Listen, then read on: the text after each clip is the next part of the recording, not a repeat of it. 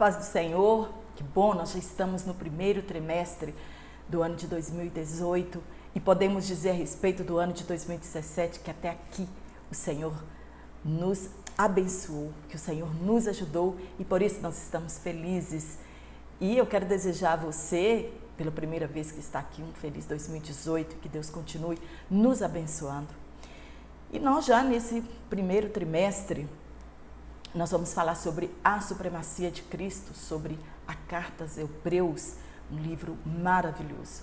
E eu aconselho a você que peça ao seu aluno que leia pelo menos 2 vezes essa carta neste próximo trimestre, para que possamos entender bastante, né, este livro tão maravilhoso, que é tão atual para a Igreja de Cristo. Eu sou Jane Martins de Souza, professora e superintendente da Escola Bíblica Dominical.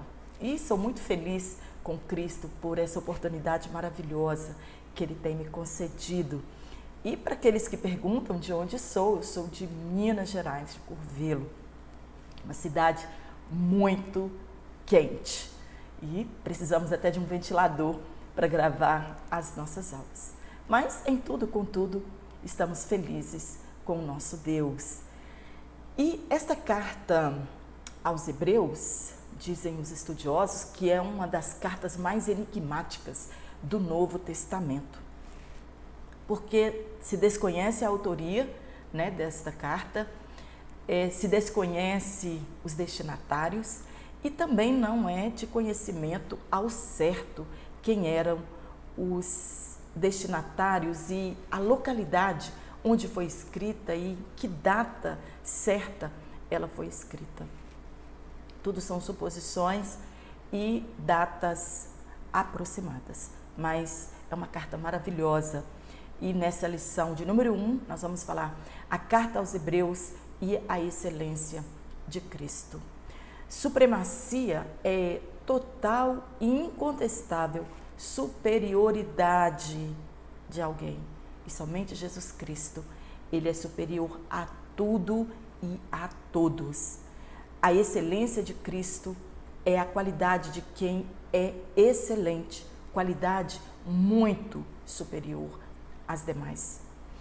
E nós precisamos, né, com dedicação, buscarmos a aprender da palavra de Deus.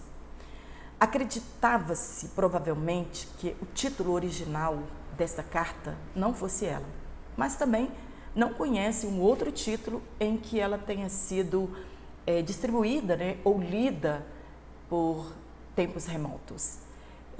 Também não tem evidência de que ela tenha sido circulada com outro nome.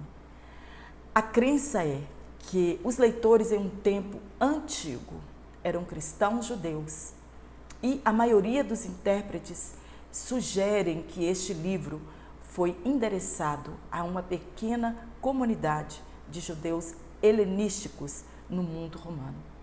Orígenes, em 185 a 254, depois de Cristo, ele foi o sucessor de Clemente de Alexandria. Ele mesmo, Orígenes, declarou que somente Deus sabe quem é o autor desta carta. É claro que quando esta carta foi escrita, as pessoas sabiam, mas se hoje nós não conhecemos, se Deus não proporcionou isso para as pessoas, que elas soubessem quem é o autor, nós vamos ficar com Orígenes, né? Somente Deus sabe quem é o autor maravilhoso desta carta. O que importa para nós é o conteúdo desta carta e a sua atualidade para os nossos dias de hoje. E durante a Reforma Protestante, a questão da autoria deste livro voltou à tona outra vez. Erasmo sugeriu que o autor desta carta fosse Clemente de Roma. Lutero acreditava que fosse Apolo. Calvino acreditava que fosse Lucas. Até a Reforma Protestante, as pessoas acreditavam, os estudiosos acreditavam que Paulo fosse o autor desta carta. Não sabemos quem é, mas sabemos que é inspirada pelo Espírito Santo de Deus. A canonização oficial deste livro foi em 419 depois de Cristo, no Concílio de Cartago. Devido à ausência de qualquer referência ao fim do sistema judaico, que ocorreu com a destruição de Jerusalém, né, pela invasão do general Tito em 70 daquela mesma era, e visto que o argumento é que Cristo substituiu e cumpriu as condições da antiga aliança do sacerdócio e sacrifícios, tornando-os, deste modo, obsoleto, indica que o ministério do templo ainda não havia cessado. Acreditava-se que foi antes da violenta perseguição de Nero em 65 depois de Cristo, baseado em Hebreus capítulo 12, versículo 4, quando o escritor diz: vocês ainda não sofreram perseguição até ao sangue. Então, a data em que ele foi escrita é aproximada. O autor refere-se à sua obra como uma exortação. Está no capítulo 13, no versículo 22.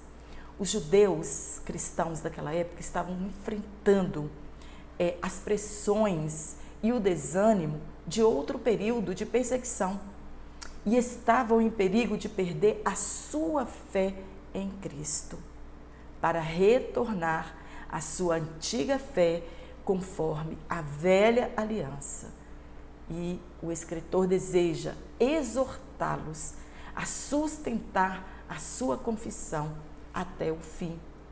O principal objetivo, propósito do autor com esta carta é a exortação, isto é, encorajá-los a continuar. O principal enfoque dele, das Escrituras do Antigo Testamento, é Jesus Cristo, o Filho de Deus e o sumo sacerdote da nossa confissão, e o seu sacrifício inigualável, único e suficiente pelo pecado. O propósito dele é apresentar a morte de Jesus como cumprimento das exigências da antiga aliança de redenção, que agora torna o sacrifício judaico obsoleto, ultrapassado. Ele queria dizer para eles: não precisa mais. Jesus fez o sacrifício perfeito. Este livro continua falando com a igreja hoje, oferecendo uma grande contribuição para o entendimento do Evangelho e mesmo do Antigo Testamento. É um modelo de um respeito santo pelas Escrituras do Antigo Testamento. Hoje nós vemos muitas pessoas tratarem com desprezo o Antigo Testamento. E este escritor nos deixa o exemplo do respeito santo por toda a Escritura Sagrada. O livro, ele é cristocêntrico em seu todo. Ele revela a identidade de Jesus Cristo. Enfatiza a divindade e a preexistência de Cristo, sua humanidade, sua exaltação como Filho de Deus e mediador celestial. Ele exorta os leitores a prosseguirem no pleno conhecimento em Cristo e das consequências que advêm do abandono da fé cristã. Sobre o perigo da apostasia, mais do que nos outros livros do Novo Testamento. Quando nós lemos Mateus, capítulo 12, versículo 6, nós vamos encontrar o próprio Jesus Cristo falando a respeito da sua superioridade, né? Em Mateus 12, versículo 6, Jesus afirma ser maior que o templo. No versículo 41, ele é maior que Jonas. No versículo 8, Jesus, ele é maior que o sábado. No versículo 42, ele diz ser maior do que Salomão. E em João, capítulo 8, versículo 58, Jesus afirma ser maior do que Abraão. E na carta aos Hebreus, nós vamos ver o escritor declarando a supremacia de Jesus Cristo, o maior que em Hebreus. Jesus, ele é maior do que os profetas. Está no capítulo 1, do versículo 1 a 3. Ele é maior do que os anjos, no capítulo 1, do versículo 4 ao 14, e no capítulo 2 e no versículo 5. É esse assunto que nós vamos falar hoje, maior que os profetas e maior que os anjos. Ele é maior do que Moisés, maior que Josué, do que os sumos sacerdotes, do que os sacerdotes levíticos. Segundo a ordem de Melquisedeque, ele é maior do que Abraão. Jesus, o seu ministério é maior que o ministério do tabernáculo. A nova aliança é maior do que a antiga aliança. O sacrifício de Jesus, ele é maior do que os sacrifícios do Antigo Testamento. E que experimentar Jesus é algo maior que a experiência no Monte Sinai. Nós vamos aprender tudo isso durante esse próximo trimestre, nessas 13 lições que nós vamos ter. Nós vamos falar a respeito dos 13 capítulos desta carta. No segundo ponto, nós vamos falar sobre Cristo, a palavra superior à dos profetas. Hebreus capítulo 1, versículo 1 ao 4. Estes versículos, eles revelam a respeito do que o autor explanará em todo o seu livro, em relação à primazia de Jesus como Filho de Deus em seu pleno papel de revelador. Jesus, ele revelou o Pai e Redentor, Salvador da humanidade.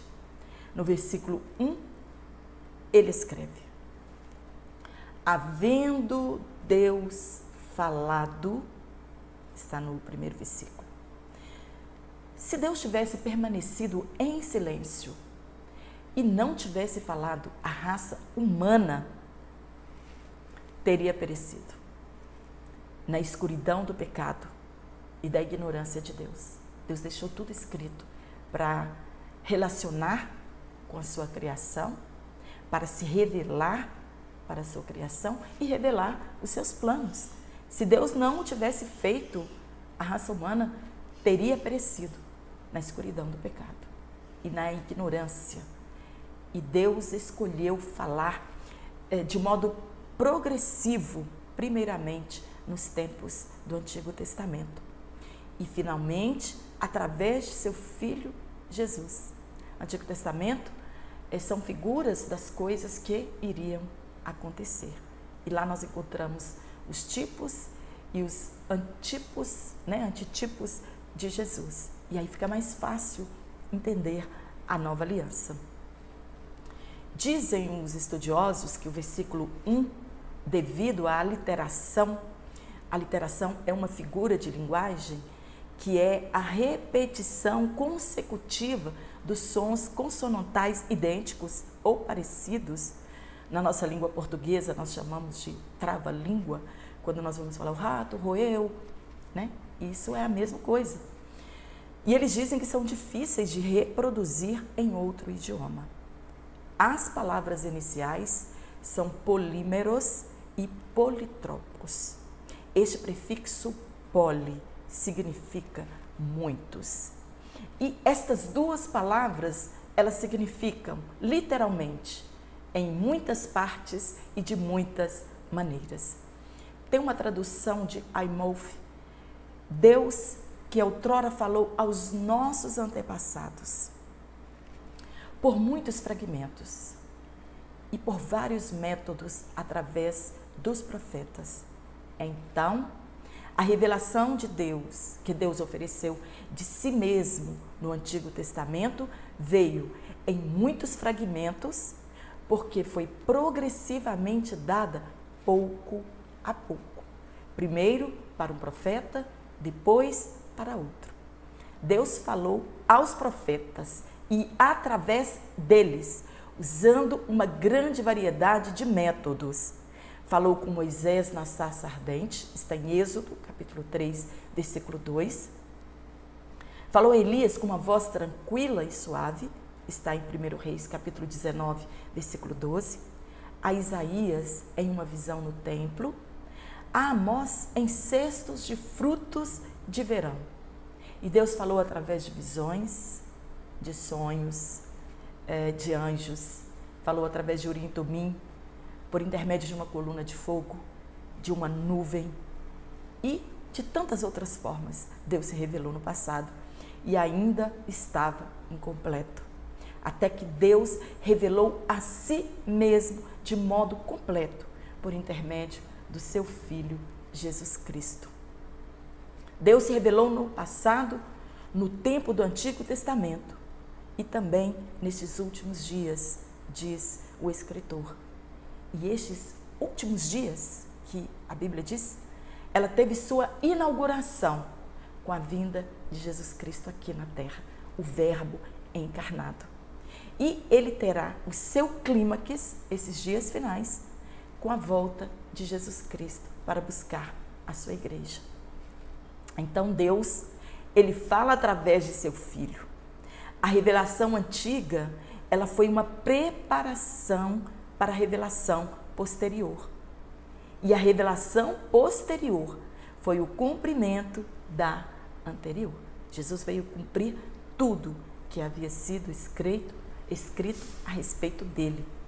Os profetas eram simplesmente servos de Deus, mas Deus escolheu o seu Filho como sua revelação suprema aos homens. Está em Marcos capítulo 12, versículo 1 a 12. Os profetas, eles eram ungidos pelo Espírito da palavra. Jesus, ele é o ungido e a encarnação da palavra. Os profetas eram mensageiros de Deus. Jesus, ele é a própria mensagem. Os profetas trouxeram a revelação em parte. Está em 1 Coríntios, capítulo 13, versículo 9. Jesus incorpora a graça e a verdade reveladora de Deus na medida completa.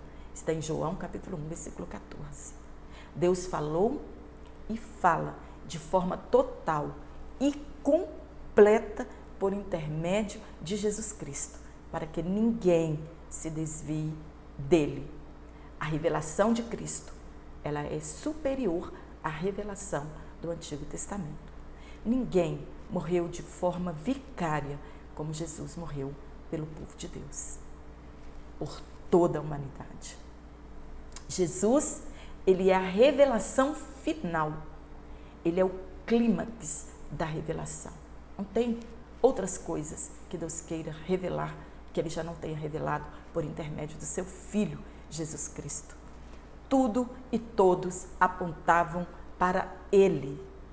E revelação é a manifestação sobrenatural de uma verdade que se achava oculta. Esteve oculta por muitos anos. E finalmente, quando Jesus Cristo veio, esta verdade foi revelada a todos os que creem. A palavra de Deus falada mediante seu Filho é final. Ninguém vai falar nada além do que Jesus Cristo já falou e já revelou nas Escrituras. Ela cumpre e transcende tudo que foi anteriormente falado por parte de Deus. Absolutamente nada, nem os profetas, nem os anjos, têm maior autoridade que Cristo. A revelação de Cristo é superior à do Antigo Testamento. Não só porque ele veio por último ou no final de uma era, mas por causa do caráter transcendental da pessoa, do grau, da posição, da autoridade daquele que através de quem e em quem ele veio. Jesus é a revelação mais elevada de Deus. O autor usa 7 frases gloriosas para descrever a verdadeira natureza de Jesus como Filho de Deus. O autor usa a própria Escritura e ele não se importa em fazer citações onde estava escrito, registrado, porque ele sabia que os seus leitores tinham conhecimento, já eram familiarizados com a palavra, né? Quando nós somos familiarizados com a palavra de Deus, a gente não precisa ficar citando, né, onde está escrito ou não está escrito. Já estamos familiarizados com aquele assunto. Ele era herdeiro de todas as coisas. Ele era o agente de Deus, pelo qual também fez o universo. Ele é o resplendor da glória de Deus. O Filho é a expressão exata do seu ser, quer dizer, o caráter. O caráter é uma palavra grega e se refere à impressão ou marca que um carimbo deixava em um selo de cera ou moeda. A correspondência entre a impressão gravada e o carimbo é exata. Igualmente, o Filho que resplandece a glória de Deus. Assim o faz porque compartilha a mesma natureza, a mesma essência e, isto é, Jesus e o Pai têm a mesma natureza. Eles têm a mesma essência. Então, Jesus podia dizer para os seus ouvintes daquele tempo: quem vê a mim, vê o Pai. Está em João 14, versículo 9. Jesus é a expressão exata daquilo que Deus é em seu caráter, em sua natureza e em sua essência. Sustentando todas as coisas pela palavra do seu poder. O Filho eterno se fez carne e habitou entre nós, com a finalidade de prover a purificação dos nossos pecados. Ele assentou-se à direita da majestade nas alturas, lugar de honra e de autoridade. Jesus foi gerado e não criado. O Senhor Jesus incorpora perfeitamente os principais 3 ofícios do Antigo Testamento. Ele declara como profeta a suprema palavra de Deus. Ele fornece a mediação e a perfeita limpeza em relação aos nossos pecados, como nosso sumo sacerdote. E ele reina com Deus à sua direita. Ele é o nosso rei messiânico. Os anjos, eles eram altamente estimados pelos judeus e cristãos, por viverem em proximidade com Deus e como mensageiros revelando os propósitos de Deus para o seu povo. Infelizmente, tem igrejas que, se o pregador, quando querendo animar o culto, dizer: tem anjo de Deus voando aqui, a igreja é até renovada. Mas se nós dizermos: Jesus está aqui, nenhum glória a Deus nós não ouvimos. As pessoas às vezes estimam mais a presença de um anjo do que a presença de Jesus em nosso meio. E por isso o autor escreveu esta carta a respeito da superioridade de Jesus Cristo aos anjos, em relação aos anjos. E como mensageiros, eles revelavam os propósitos de Deus para o seu povo. Os anjos, eles tiveram um papel importantíssimo na antiga aliança. Talvez os judeus achassem que Jesus estivesse no mesmo nível dos anjos, ou que talvez por Jesus ter se tornado humano, ele foi criado um pouco menor do que os anjos. Em Salmo de número 2, no versículo 7, Deus chama Jesus de meu filho, eu hoje te gerei. Nenhum anjo foi destacado desta forma, sendo chamado de filho. Às vezes nós encontramos esse fruto, os filhos de Deus, mas como o filho, nenhum anjo foi destacado desta forma. Na palavra, a ordem é que todos os anjos o adorem. O termo primogênito não se refere ao primeiro a ser criado, mas ser o primeiro em posição. Aquele que é supremo. Mesmo a função dos anjos, sendo gloriosa como ela é, não é superior a Jesus.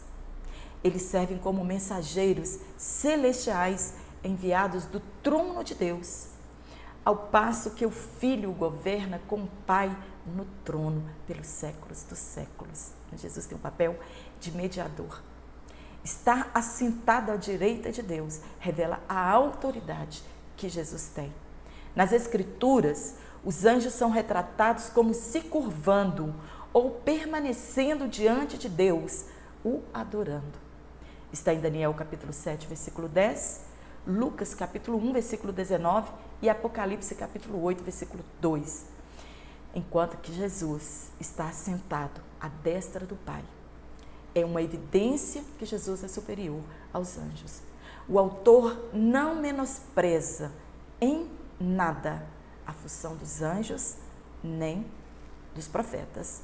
Ele não escreveu isso para desclassificar os anjos ou os profetas, mas para mostrar a supremacia de Cristo, a superioridade dele e do seu ministério em relação a estes. Os anjos, eles são superiores aos seres humanos e eles assistem diante de Deus. Milhões e milhões e milhões de anjos. Ele quer apenas esclarecer que Jesus é superior. Os anjos, eles são espíritos ministradores para servirem aqueles que hão de herdar a vida eterna. Os anjos trazem mensagem, trazem vitória, trazem resposta de oração. Os anjos combatem, guerreiam, mas Jesus é superior a tudo e a todos. E é sobre isso que nós vamos falar o trimestre inteirinho. Amém? Espero ter contribuído com este comentário para enriquecimento da sua aula. E se você gostou, curta, compartilhe em suas redes sociais para que outras pessoas também possam enriquecer os seus comentários na sua aula. Forte abraço para você, que Deus continue nos abençoando, né? E que possamos dedicar mais ao aprendizado da Palavra de Deus. E fiquem todos na gloriosa paz do nosso Senhor e Salvador Jesus Cristo. E até o próximo vídeo, se Deus assim nos permitir.